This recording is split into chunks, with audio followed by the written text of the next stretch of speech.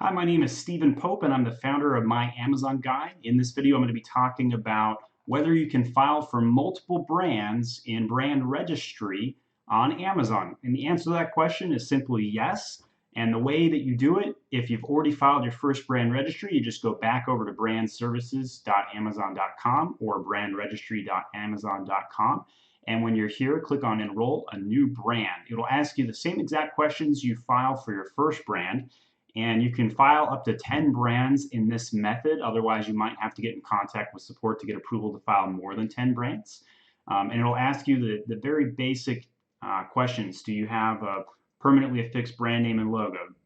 Do you need to apply for more than 10 brands? No. And then you just simply type in your brand name and answer the additional questions. They're also going to ask questions like,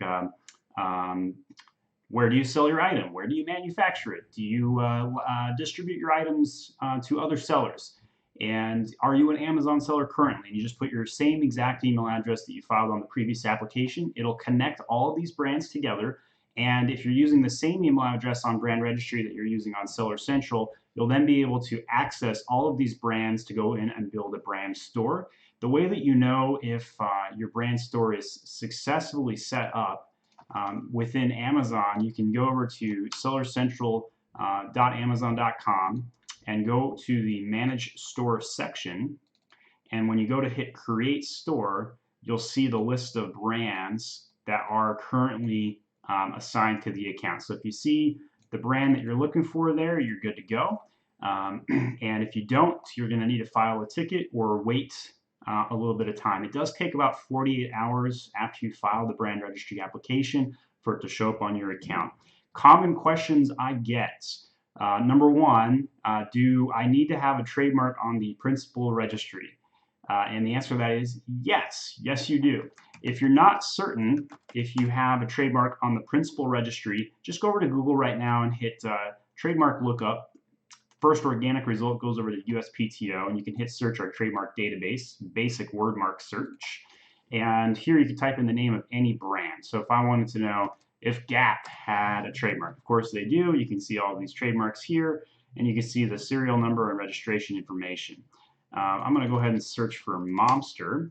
And here, this brand name has both a serial number and a registration number, and you can clearly see that it's on the principal registry. So you don't get your registration number until your brand name is on the principal registry. And once you have it, that's when you can go file brand registry. So if you're on the supplemental brand registry, I hate to say this, you're not going to like the answer I'm going to give you, but it will take you probably up to 2 years to get over to the principal registry. And you will need to use an actual lawyer who is familiar with that process to get it transferred over. Most common reasons I hear that a trademark is on the supplemental instead of the principal registry is because the item or the name of the brand was too common or hasn't been used long enough in commerce for the USPTO to consider it.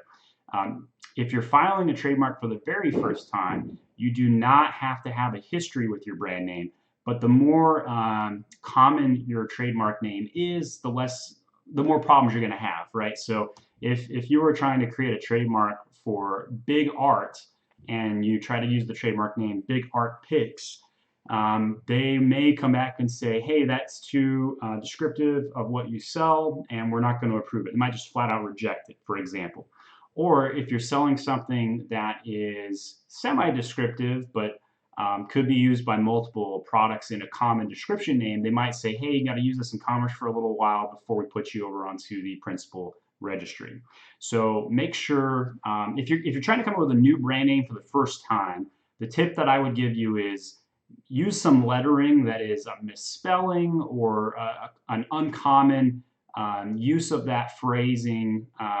If you use something, so for example, monster is a play on monster, so that's an uncommon lettering and did not have any issues getting this trademark to go through, for example. So the other thing I would say is for SEO purposes, having a brand name that has some SEO value is also beneficial, but that's going to clash with the misspelling concept, and getting the trademark. So those two things definitely clash with each other, and it's a fine line. But when in doubt, go for the misspelling or the uncommon occurrence to make sure the trademark goes through. Once you have your trademark and you've got your brand registry in place, there's a lot of services that opens you up to: brand dashboard analytics, A+ content, brand store. All of these things are something I can help you build out. Just go over to the service section on myamazon.com. We can help you build brand stores, A+ content, and we can also file your trademark. So if you need a trademark, go over here. Cost is $775. Hit your trademark registration. Thanks for watching.